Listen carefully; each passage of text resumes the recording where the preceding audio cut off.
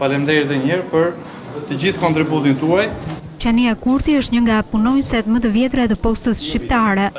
Vlerësimi që i ka bërë saj drejtori i përgjithshëm Ardit Çela tha se shkon për të gjithë ata që ndër vite kanë kontribuar me punën e tyre.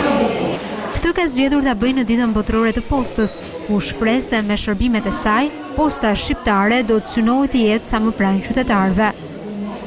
Do të përfitoja në të njëjtën kohë nga momenti për të siguruar dhe për të komunikuar gjithë qytetarëve dhe gjithë klientëve tanë se posta shqiptare do të jetë gjithmonë në krah të tyre, me shërbime të reja, me produkte gjithmonë dhe më cilësore, të shpejta dhe të sigurta.